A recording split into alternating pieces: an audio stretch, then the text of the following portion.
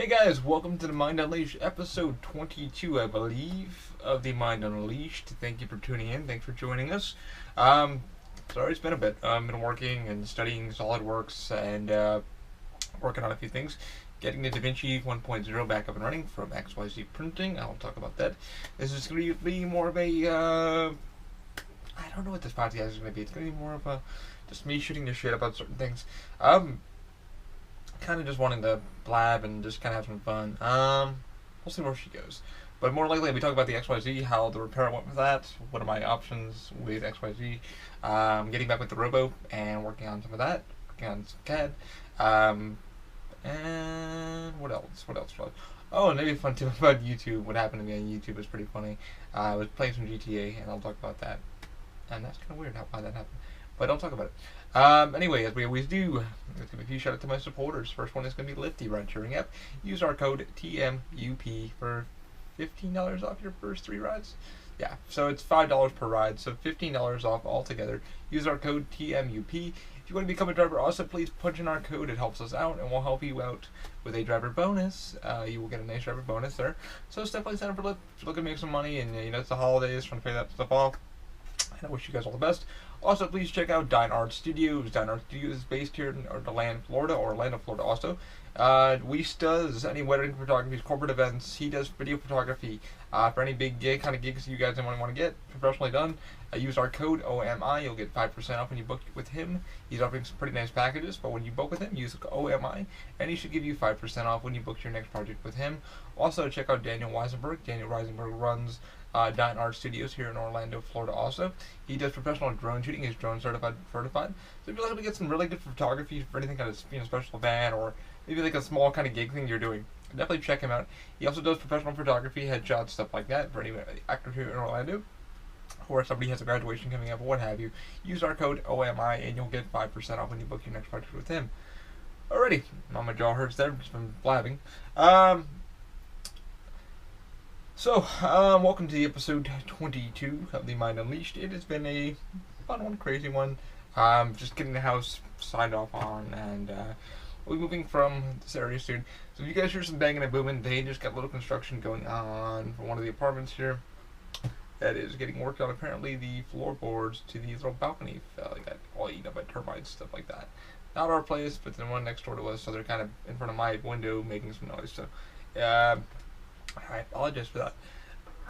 Anyway, what's going on this week? Well, the DaVinci 1.0 is finally up and running. DaVinci XYZ Printing really helped me out. Jen, the shout out to her about customer support, did help me out. What happened is the J9 or J4, it's a little fuse that blew again, which controls the extruder, and it's a little fuse. Now, what my idea is the second board I've had it done to. I had to rewire the extruder to get that back in. So literally they're like, hey, send us your results. So I try all these tips and tricks. So I did. I literally used the multimeter that's sitting above me. You'll probably see that in the video. Use the multimeter, check that out. It should be reading about, I want to say 12 volts, guys. So if anybody's having this issue with it, definitely check that first. Check your wiring harness, stuff like that. The DaVinci 1.0, my gripe with it is it's a good printer. A bit oversized for what it is. It's DRM, but there is a way to get around that. There's a flash chip for the chips. And DaVinci knows we're using them. The XYZ knows we're using them.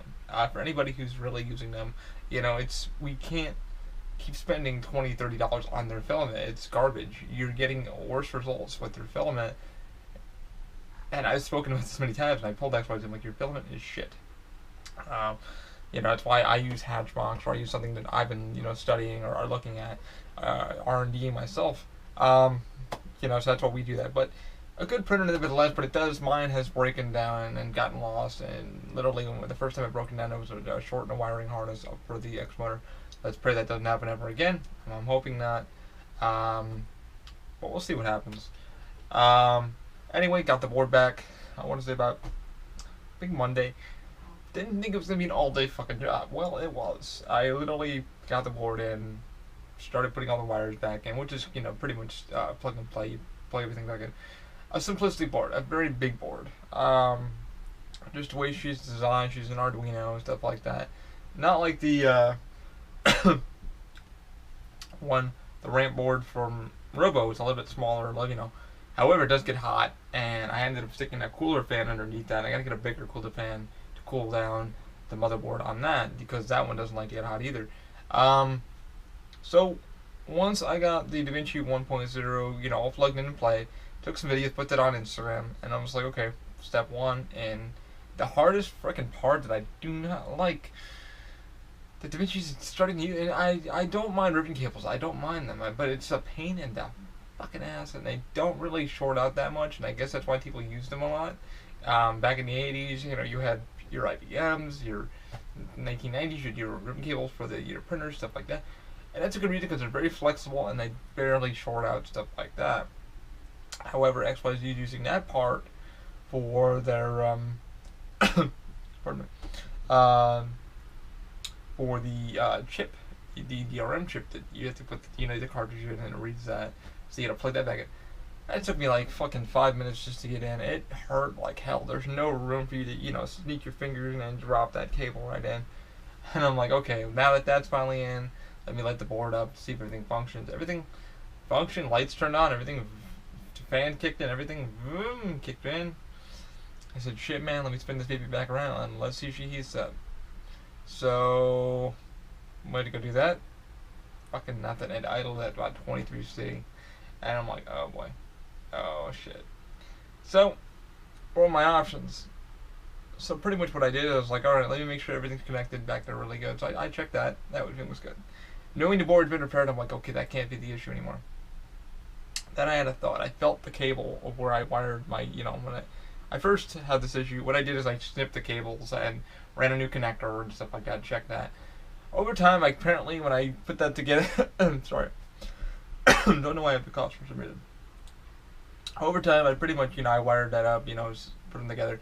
I knew there had to be maybe a short there or something like that, or just something like that. So I checked that real quick, and I ran my blower. I have a heat gun that I ran underneath that, and I just checked the thermistor. Everything functioned fine. Ran that. I was like, okay, well, the thermistor's working, the board's reading the heat, stuff like that. We're already at like 80C, so something's definitely up. The minute I said, all right, pardon me for coughing fit for some reason.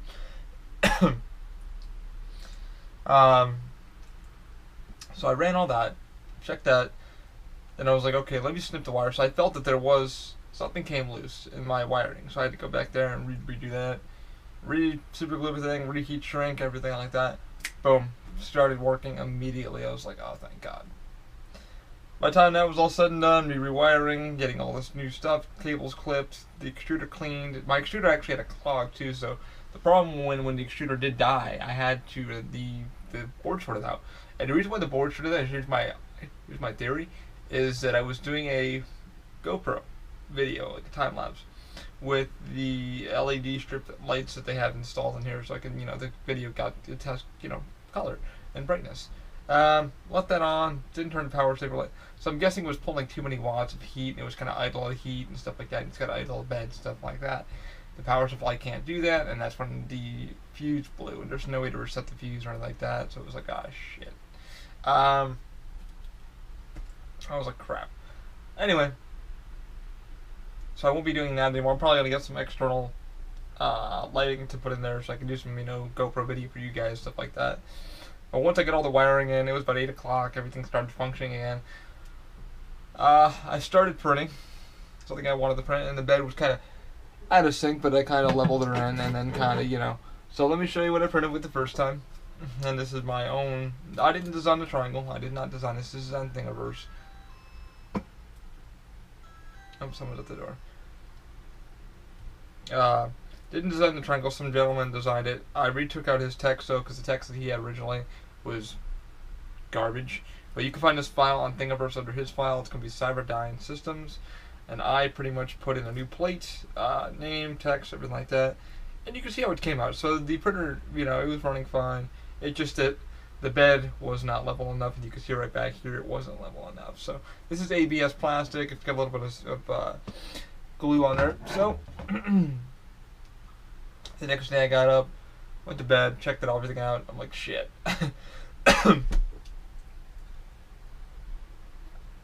Sorry for my coughing for some reason. Some tickle on my throat. So anyway, got up, checked everything, and I was like, oh shit, alright. How do I level the bed again? Leveling the Vinci 1.0 bed is a fucking pain in the ass. I love it because you can just Robo, I kind of hate it because now it's automated, and I'm like, oh crap, I need to make sure my rods are even. So when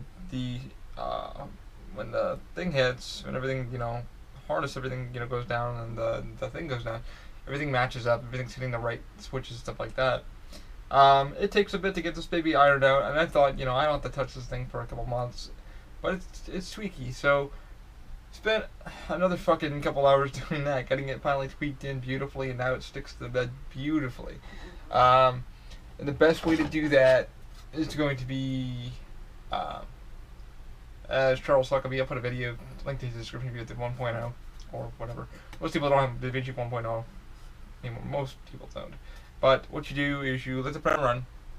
As it's beginning to ready the printer, it levels, puts the bed where it needs to go, put the extruder where you turn the printer off. Okay. Before you turn the printer back on, bring your extruder back to where it needs to go to home base so it can hit the sensor, and the printer will just stay there. So now you know where your extruder needs to be. From there, you adjust each one of your levelers, and then you can use a piece of paper, or you can just eyeball it. What I pretty much did is I kind of eyeballed it. I use the paper technique, but I don't really like the paper technique. I usually run a calibration print from Thingiverse, and usually try to get it as tight as possible. From there, when you see where it prints, you can see how hard it's pushing in. But now I have that all figured out, and that's a pain in the ass to get the back end of the bed, because you can get the front looking good, the sides looking good, but there's no screws in the back, so you kind of need to even out your side screws a little bit.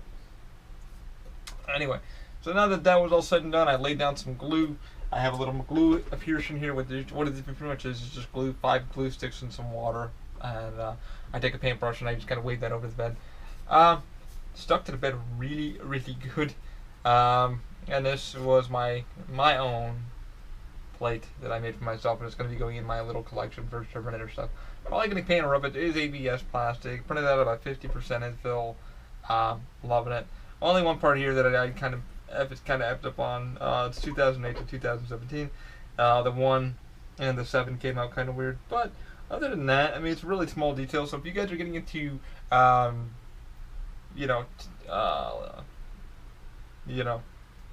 lettering, make sure you reuse them up a little bit. Make sure you don't make them small either. The smaller your print, it's going to be the shittier it's going to come out. You got to remember, your printer, even if it's running at the slowest fucking setting, is not going to like that. I keep telling people that when I started getting into text, because people are like, you can make keychain. I'm like, okay.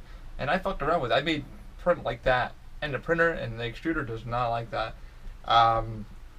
It prints so fast, guys, so remember, if you're going to do it, make sure it's wide enough, and make sure, like right here it says no fate, right there, and I know how to put that in, and I pretty much extrude my lettering. So if you're going to get into that, make sure you're extruding your lettering. You can push it in, just make sure it's wide enough, make sure, the printer has time to make sure, it's going to be able to close it. The reason why I put this at 50% infill is because I knew the lettering and stuff like that, and so be very careful when you're doing lettering, and it looks cool on the program. It does, but however, when you get into the modeling, the 3D printing program, it's going to go, that's kind of small. You got to remember, that head's moving about 30 millimeters a second. It's going to fuck something up. So just be wary of that if you're getting into, just doing keychains and stuff like that for your hobby and stuff like that. You're just either extruding or you're making your letters wide enough. That's one thing I'd like to give everybody, because I've dealt with it quite a bit, and that's what I kind of do for my shit. But it came out really good. I'm probably going to paint it or something like that. Maybe just leave it like it is, put it in the case next to all my other Cyberdyne stuff. But yes, I just showed XYZ printing what the printer did. They were pretty happy. My friends loved it. They're like, oh, cool, you finally made yourself one. Tried doing it on the Robo at a PLA, and I had a couple issues, and I'm like, damn. Still trying to figure out what's going on with the PLA. but I was able to get some Ninja Flex stuff done for a colleague from work. She has been begging me and begging me and begging me to work on some stuff for her. And this is just pretty much a simple, about 100% in fill. This is a Cheetah from Ninja Flex. It's very flexible. This will be going over her crutch handle, or cane handle. I'm going to cut around it, take with a X-Acto knife, and then kind of get this to her for now until we can look at the handle more and look at the grip more. The grip is quite fucking weird how it's designed. The company that designed it, they don't really think it's just hard rubber, and she's got severe arthritis, so there's nothing to absorb the shock. So when her cane goes down, you got to remember when you're wearing a crutch, it travels through your whole entire hand, your arm, everything, and it hurts your hand. I mean, you got to remember, some of you, when you hit your, I'm only 31, I have arthritis in my toes, I have arthritis in my knee from weightlifting and stuff like that. Arthritis does not, it does not discriminate against anybody, color, age, whatever. It comes when it comes, man. I one friend's got it, and he's only 16, and he's like, man, I didn't know. I'm like, that's arthritis, bro. That's, because he played a lot of sports, and he got hit and cracked and punched, and it's just your bones going, hey, guess what? Guess who's here now? So, yeah, I'll be putting these on probably this week for her, but you see her probably Sunday or Monday. Whenever I get to head over to Universal to do that. And hopefully she'll have that. That will give her some, some relief for the time being.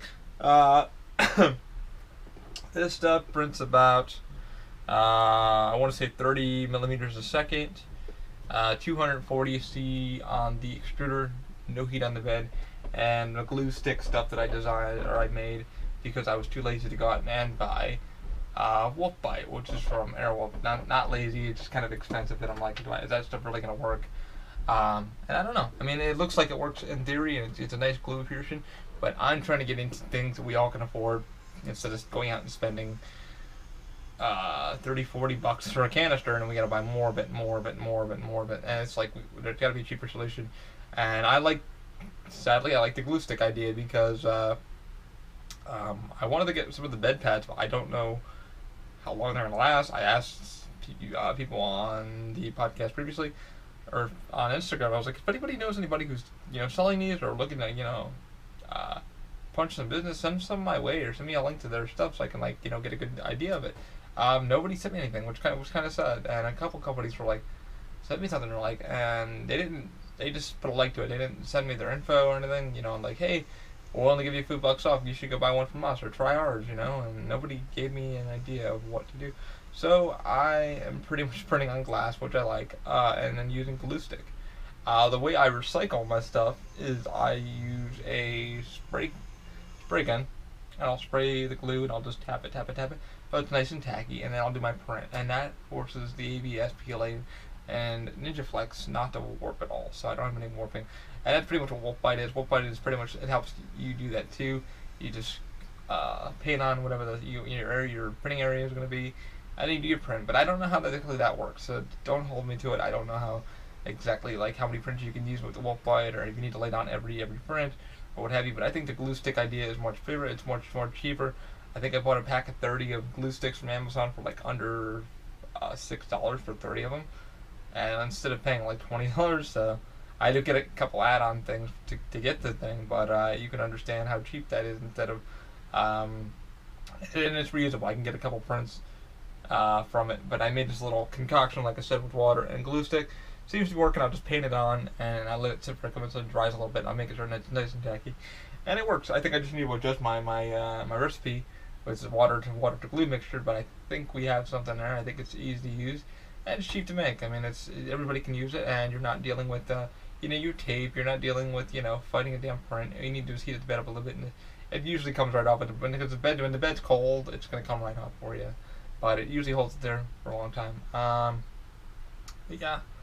That's what I've been pretty much working on. The XYZ is running again. It's moving. It's grooving. Been printing with the Robo. I put a fan, about a 15 mil fan underneath the hot glued underneath here. As you can see, I put the risers on the Robo, and it cools down the Merlin board and kind of keeps that cold. I need to get a bigger fan though, because when I was printing, I was printing the nameplates I was getting some pretty good results with simplified 3D and stuff like that. You're able to monitor the commands and what's going on as it's printing. The problem was there is that I would get halfway through print, and all of a sudden the printer would just and stop for a minute, and then go and have a brain fart, and then it would come back. And I went underneath it, and I'm like, why is it? Oh, the Berlin board's a little hot. It's working a little bit too hard. I turned the bed off and stuff like that, thinking that would save some juice, but they just really didn't design. And this is a Robo. They really didn't design a good cooling system for it. It's a great, like I said, it's not worth the $700 that I paid for it. Not at all. And I'm not gonna fucking. That's what I paid for this bad boy from Robo, and I'm still pissed that I paid that much. This printer right here is only worth to me about $500. I mean, I love that you can mod it. That's one thing that Robo has really done well, is you're able to mod this printer to what you need. And that's my soapbox with that. It's just, the fucking Robo was overpriced, but, way overpriced. Mold injection, most of it, but quality, I gotta say, quality parts, I haven't had a fucking thing that went wrong with this thing yet. The only problem is I just, I had to take off the bottom of it. My buddy Alan Lincoln, he said, hey, go with Robo. They're probably one of the best, besides MakerBot and, your XYZ, because you love your XYZ. Well, XYZ is good for, it's good for point and click. It really is. I haven't modded it, and that's what I told XYZ in the email that I sent them I'm going to be reviewing their shit again. But I was like, be nice to me, guys. I haven't modded your shit, and I've been with you guys since day one when you fucking pretty much first launched your, I bought your first laser scanner that barely, I'm still trying to learn how it works, I wish you get, but now XYZ is going into the, bigger market, so now they're going into manufacturing market, bigger printer. I guess the biggest one I have now is $60,000, and it's for like industrial stuff like that. So they're like, yay! So I'm happy with XYZ. They're really developing. The problem with XYZ is I wish they would fucking stick with the printer, build it, design it, build it, R&D the fuck out of it, and make sure that they're doing. Robo kind of sat there and did the same thing. They kind of like they brought back these bad boys now. They brought back the R1s because they're like, oh shit. No one's buying the new printers now, and that's true. I've seen it on Instagram. Hey, our printers are coming back, the old daddies are coming back, you're gonna love them. And everybody's like, yeah, we like them, We don't. Thing is, nobody wants to spend all that fucking money on the new printer because it's like, that one's like $1,100. It's got a touchscreen. This motherfucker, you can add a touchscreen. You can add your fucking stuff like that if you want it. The problem with these companies is they're getting more expensive. And I like where they're going with it, but it's like, you need to think about your consumers. Think about who built you, But these are now going for about $500, brand new. I think on Amazon, eBay, all that shit. On Robo, I think it's like $5.99 or $4.99 or some shit. These are going for Black Friday. Everybody's like, Black Friday deals, good. And don't forget, XYZ sent me the same thing the other day because I wrote them the thing back, and they're like, don't forget our Black Friday. I'm like, dude, I can barely afford to do what I'm doing now. So, like I said, yeah, if you're going to get into it, maybe go with a pro version. I still use the 1.0 just for fast prototyping, and then I'm able to take it over to the Robo to do specialty filaments, PLA, stuff like that, Ninja Flex, carbon, fiber, stuff like that. But yeah, I just be careful what you guys buy, and that's what we're here for. That's what Open Mind's here for. So I'm here to R&D this shit. I could care less what these companies are yelling at me about right now. It's like, I think about us, because the 1.0, well priced. What I hate about it is it's the bedside stuff like that, my repairs I've had to put into it. The Robo, like I said, overpriced when I bought it, but now it's well priced at like the $5.99. I think they were just trying to make a little bit more funds back, which I don't deny them, but it's like, dude, price it to where everybody can afford it, to where it's reasonably priced. The $700 deal, $800 deal that I paid for, plus shipping and shit, was like, what the fuck? I don't even know. But I gotta say, the Robo has not broken on me yet. Knock on fucking wood. I literally keep it clean. I oil my rods. I gun oil on your rods too. So if you guys are going out, remember, it is a machine. So definitely, even on your XYZ or on any of your printers, make sure you're using rem oil or gun oil. So gun oil, machinist oil. Don't use goopy stuff. Use liquid, and get that on your rods every few prints. It keeps the rods nice and lubricated. remember to move it back and forth on its stuff. So, you know, make sure it's taken care of, treat it right, and she'll treat you right. Like I said, the robot I was able to tear down and stuff like that. And it allows modifications. I gotta say that I love that the robot allows modifications to where you need to do. Like I said, I put the V6 on there immediately once I got it, and it was a bitch to wire that all in and then take out the other extra. Kind of glad I did though, because it's direct drive now and it takes any kind of filament that I have and I made a little couple notches in it, and I love it. So that's pretty much my 3D gripe for the week and what's been going on with me. Studying SolidWorks, checking out some really good tutorials on how to do some stuff and learning some new stuff. So I'm really grateful to that, learning it and loving it. And then I got into some video game stuff. Let's see where we at. Ooh, about 30-minute mark. So, video game news. I went to go play some Grand Theft Auto this week, and I got banned on not banned, but copyright infringed on. They wouldn't post the video. They're like, "Hey, you copyright stuff." I'm like, "Wait, what?" I was like, "I put all the information you needed." So pretty much what I put, because I'm trying to start Open Mind Gaming, and I wanted to game a little bit and have some fun, and just kind of do my own stream thing. It's not on Open Mind's thing yet, but we're going to be doing Open Mind Gaming soon, because I want to just kind of meet some new players and have fun, and just kind of find a place where people can talk about cheats, codes, and just fun games that they want to talk about. Just a gamer community in general that just open-minded, laid back, people that are just, you know, having fun ideas, just a fun group of players. I'm trying to find a group for anybody who can just join in and be like, "Hey man, I'm here just to stop in, say hello, how are ya?" You know, no bitching, no griping, just have fun. All around players, you know. People just enjoy gaming, and that's not enough said. But YouTube sent me a copyright infringement email. Said, "Hey, we're not going to post your video for these reasons." So pretty much what I put GTA 5, rating M. So rating, I told everybody, you know, if you're going to log in the video, it's rated M. That's the, you know, age. I told them strong language and graphic. So I put that in hyphens, you know, and then I put watch at your own risk, and then I just wrote, like, you know, dude, thinking nothing of it. All of a sudden, I guess somebody put a thing saying, hey, that's pretty, no, you can't have that. So that video didn't go up. So I don't know how to make it more clean, but that's going to be my gameplay videos if you guys see some Open Mind Gaming stuff. That's what I'll be putting in. If I find that it's a little bit too much for some, I'm going to put some warnings on there for you, because I want to be as upfront as possible. I want you to know it's going to be strong language, it's going to be strong this, it's explicit, what have you. But I don't know how that was thing, because I have other videos on my own page that are pretty graphic, but I'm just like, how did that not get banned? So I'm just trying to go up front and say, hey, if I post videos, they're going to be upfront, strong language, be warned. It's up to you to watch it. If you don't want to watch it, don't watch it. But for me to have some fun and just enjoy and talk with other gamers and meet other people who just down for Open Mind Gaming and just have fun and stuff like that.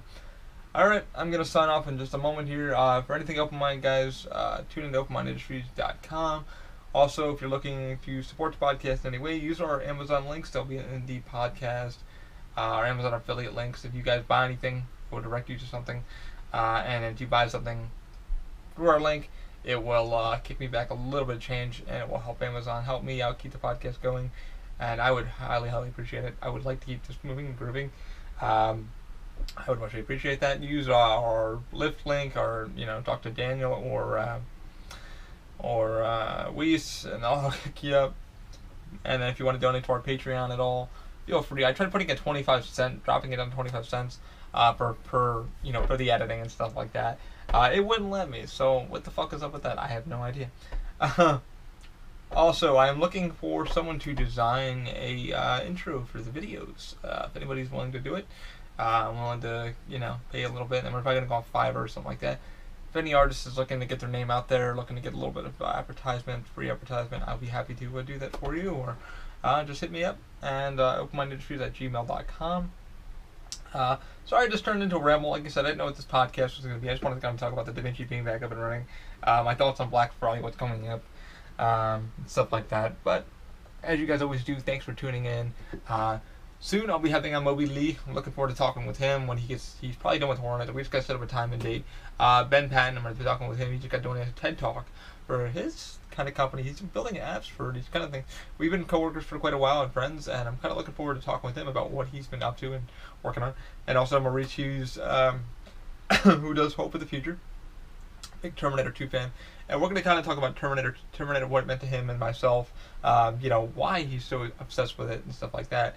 So expect more better podcasts coming, and if anybody would like to put a question into the podcast, or maybe just have a sit down with me and just kind of geek out for a little bit, you are more than welcome to do that. Hit us up on openmindedindustries.com, click on our Gmail, openmindedindustries@gmail.com, or if you want to hit me up on Twitter, hit me up on Twitter with your official OMI. And all of our links are on our page. Like I said, if you want to donate to Patreon, feel free at the official OMI. And then, use our Amazon affiliate link or click on any of our links. That would definitely help us out, kick us some change back. I thank you guys every week for tuning in, and I'm hoping to add some more stuff to the channel. It's taking some time. I'm by myself, usually doing all this. Mike's just got back from New York. He was doing a business trip with the company that he's working for, his day job. John's been busy with some stuff, his day job, and me working over at Universal, my day job. So we're looking to get some stuff done, and I'm really excited, just setting some SolidWorks, trying to get back into 3D CAD and learning all this harder stuff. So I just want to thank everybody from the bottom of my heart, and I want to wish you guys a happy and healthy week. I will talk to you next week. Hopefully we'll have on Moby. I can set up a time and date with him, and we'll sit down and have a geek out moment, because looking forward to sitting down with him and talking about Horror Nights. How was it for him? What was it like? And what he's working on in his podcast, or not his podcast, but his YouTube stuff. So definitely check Moby Lee out. I'll probably have him on next, if I give him a text in a little bit to see what's going on. But thank you guys so much. If you guys want to see some more time-lapse videos and stuff like that, I'll be doing more of those, because of just editing and stuff like that. That's why I'm asking for a little bit of funds, so it pays for some of my downtime to do all this. It takes a bit for me to add stuff in. Like I said, if anybody's looking to get their name out there, if you are a digital designer, you do vector, or you do like graphics and stuff like that, hit me up. I'd like to definitely talk with you. Maybe we can work out a deal, for some funds or whatever, pay you for your work. I can give you some free advertisement. That'd be wonderful. But as always, guys, thanks for tuning in. I'm sorry for my coughing. I have no idea what that's coming from. It's got a scratch in my throat. Pardon me. As always, guys, thanks for tuning in, and keep an open mind. Have an awesome week. See ya.